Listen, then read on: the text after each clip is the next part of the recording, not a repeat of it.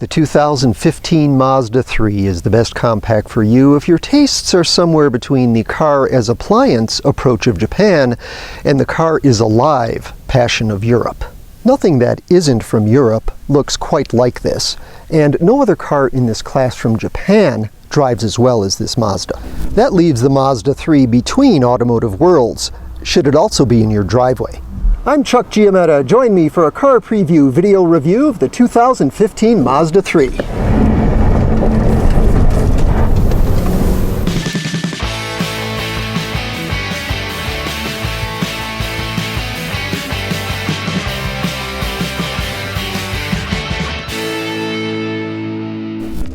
Model year changes are highlighted by one enthusiasts will applaud. The more powerful of the two available engines can now be paired with a manual transmission.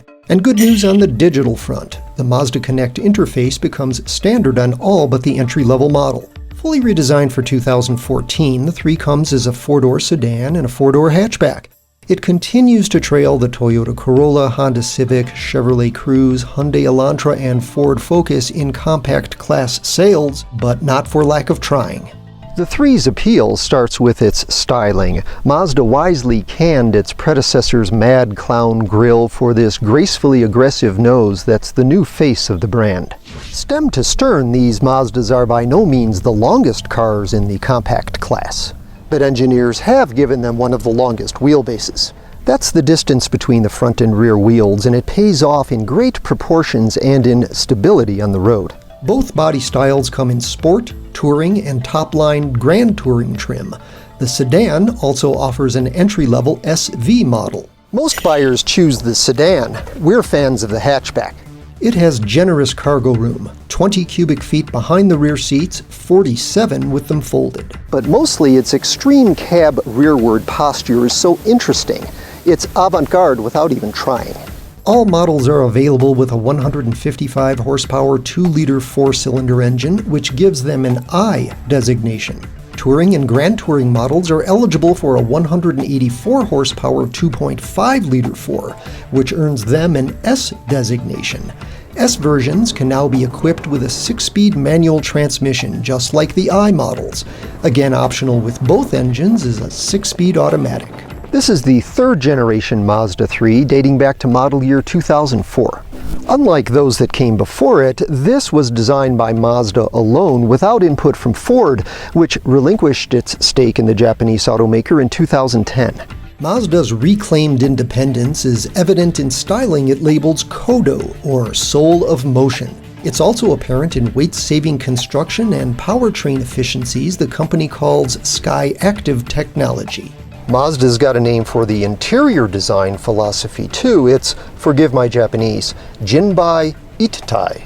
It means rider and horse connected as one.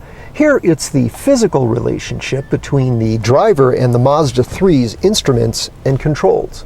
The dashboard is refreshingly orderly. SV models have a simple speedometer. Front and center on everything else is a big tachometer, just like in a serious sports car. Mazda puts the driver in a sporty position behind this well-designed steering wheel, and it makes this controller central to the rider-horse human-machine interface. The knob and button array communicates with a 7-inch monitor tacked onto the dashboard like a digital tablet. Previously available only on Touring and Grand Touring trims, the setup is now standard on all but the SV model. It's a portal to Mazda Connect, software that integrates apps like Pandora and Stitcher and allows limited text messaging. Along with voice commands, the array also accesses the navigation system, a standard feature on S Touring models and on all Grand Touring models.